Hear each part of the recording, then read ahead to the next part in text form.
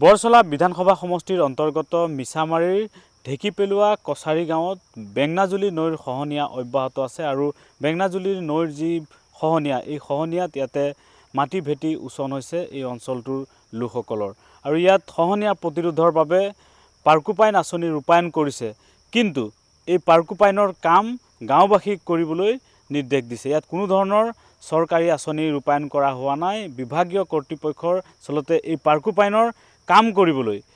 কোনো ধৰণৰ ধন নাই সেইভাবে এতিয়া ৰাইজক এই পাৰ্কোপাইন ইয়াতে লগাবলৈ নিৰ্দেশ দিছে আৰু মই পুনে পুনে সেই দৃশ্যাংশ দেখুৱাইছো এয়া বৰচলা বিধানসভা সমষ্টিৰ অন্তৰ্গত যি মিছামাৰীৰ ঢেকিপেলুৱা কছাৰী গাঁৱত এনেধৰণে এই ঢেকিপেলুৱা নৈখনে এনেধৰণে ভয়াৱহ ৰূপত যি গৰাখহনীয়া এই গৰাখহনীয়া অব্যাহত ৰাখিছে আৰু এই যি বেঙনাজুলি নৈৰ যি খহনীয়া এই খহনীয়াত ইয়াতে কৃষকৰ কৃষিভূমি মাটি ভেটি এনেধৰণে উচন হৈছে আৰু ইয়াত খহনীয়া প্ৰতিৰোধৰ বাবে বিভাগীয় কৰ্তৃপক্ষই এনেধৰণে ইয়াতে পাৰ্কোপাইন আঁচনি ৰূপায়ণ কৰিছে কিন্তু এই পাৰ্কোপাইন লগাবলৈ বিভাগৰ কোনো ধন নাই বাবে এতিয়া ইয়াতে স্থানীয় গাঁওবাসীক এই পাৰ্কোপাইন লগাবলৈ নিৰ্দেশ দিছে ইয়াতে যিসকল বিভাগৰ লোক আছে তেওঁলোক আৰু ৰাইজ ইয়াকে লৈ আচলতে হতভম্ব হৈ পৰিছে কিয়নো পাৰ্কোপাইন যেহেতু ইয়াতে আঁচনি ৰূপায়ণ কৰিছে আৰু বিভাগৰ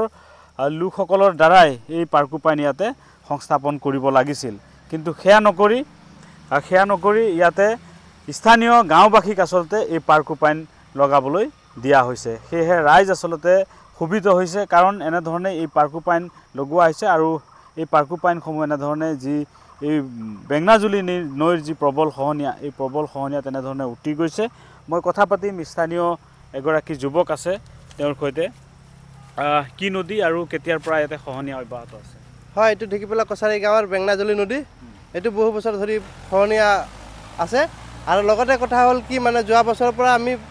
কৈ আহিছোঁ মানে এইটো ইয়াত লাগে এখনেই দলং আছে যিহেতু আমাৰ ঢেকিপেলুৱা কছাৰী গাঁৱৰ পৰা গৰুবন্ধাৰ নিচেই কাষত চেণ্টাৰ অহা যোৱাৰ বাবে যদি এইখন নদী যদি খহনীয়া সৃষ্টি হয় যদি দলং ভাঙে এইখিনি দলং যদি ভাঙে মানুহ অহা যোৱা বন্ধ হৈ পৰিব সেয়েহে আমি বিভাগীয় কৰ্তৃপক্ষক বাৰে বাৰে বিনম্ৰ অনুৰোধ জনাৰ পিছত এইবাৰ মানে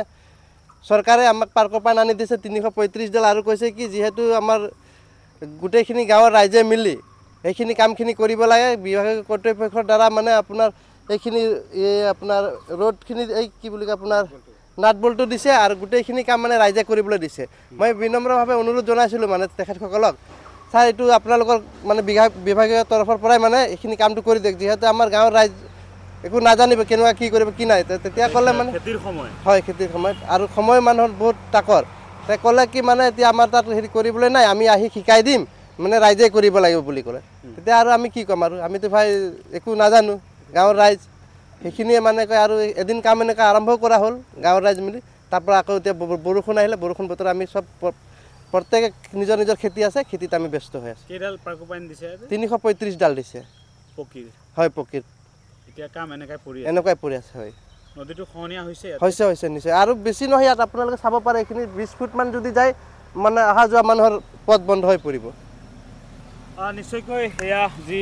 বেঙনাজুলি যি নৈৰ খহনীয়া এই খহনীয়া ৰোধৰ বাবে ইয়াতে পকাৰ যি পাৰ্কোপাইন এই পাৰ্কোপাইন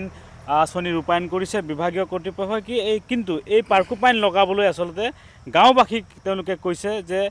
তেওঁলোকে আচলতে নিজে এই পাৰ্কোপাইন ইয়াতে সংস্থাপন কৰিব লাগে আৰু এয়া ৰাইজে কেনেধৰণে কৰিব তাক লৈ ৰাইজ চিন্তিত হৈ পৰিছে কাৰণ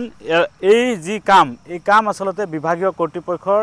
যিসকল লোক তেওঁলোকে থাকি কৰিব লাগে তেওঁলোকে ইয়াতে আঁচনি ৰূপায়ণ কৰিব লাগে আৰু যাৰ দ্বাৰা ইয়াতে সেই কাম সম্পন্ন হ'ল হয় কিন্তু যেহেতু এতিয়া ৰাইজক এই কাম কৰিবলৈ দিয়া হৈছে ৰাইজ আচলতে ইয়াকে লৈ আচলতে বিবুদ্ধিত পৰিছে এই কাৰণেই কাৰণ বিভাগৰ এই কাম কৰিবলৈ কি ধন নাই নেকি সেয়া এক প্ৰশ্ন উত্থাপিত হৈছে আৰু ৰাইজে এই ক্ষেত্ৰত বিভাগীয় কৰ্তৃপক্ষক ইয়াক এক ধনৰ আবণ্টন দি এই কাম বিভাগক কৰিবলৈ ৰাইজে আহ্বান জনাইছে আপুনি বিচৰা বাতৰি পাব কেৱল নিউজ 18 এপত নিউজ 18 এপ ডাউনলোড কৰিবলৈ স্ক্যান কৰক এই QR কোড গুগল প্লে ষ্টৰতো পাব এই নিউজ 18 এপ